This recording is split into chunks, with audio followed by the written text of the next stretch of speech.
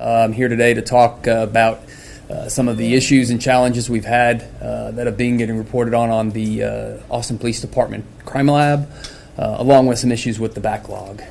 The main reason we have a backlog in the department, it's a capacity issue.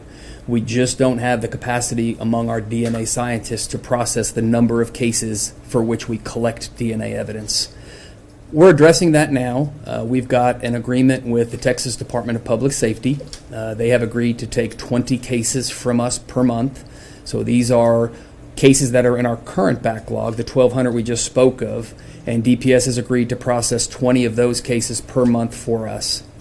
On top of that, the Travis County District Attorney's Office is also getting cases analyzed if it's necessary for cases that are getting ready to go for prosecution.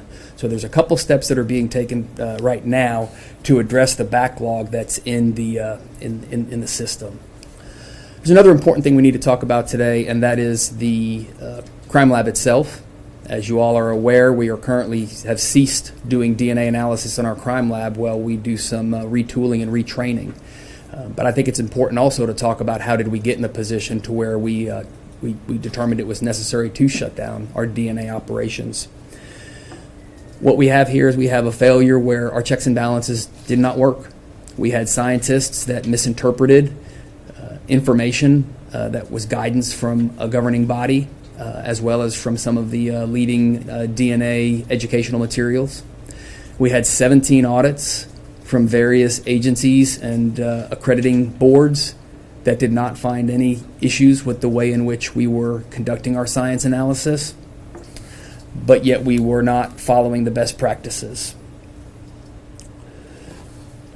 For all of these reasons, we made the decision in June to shut down DNA operations in our lab. We realized that we want to make sure when we open back up that we're a better lab for having gone through this. There are a lot of lessons to be learned here. Each and every one of our DNA analysts is going through a complete retraining, regardless of their tenure with the department, regardless of their experience in this field. We are retraining all of our DNA analysts. We're relying on the Texas DPS lab for help with this. They've allowing us to utilize their services. They're helping train our folks. So we're getting this retraining done as quickly as possible. But again, kind of like with the outsourcing of the cases, we are at the mercy of another agency to some extent for how quickly we can get these individuals retrained. Our goal is to have our lab operational again for DNA functions in February of this month. However, it could take a few months longer depending upon the training times to get this done.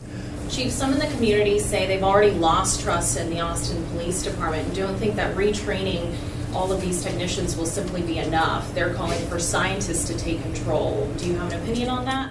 Well, scientists are taking control. I'm glad you brought that up. Actually, we're in the process of hiring an individual to run our crime lab. We're in the final stages of the interview, and this will be a scientist who has run crime labs before and has the requisite experience. So how many scientists do you think that you need total for it to be sufficient? Well, we currently have 6, and we were just approved for 7 additional. So we're going to have 13 scientists plus a supervisor that will be performing the DNA analysis for us.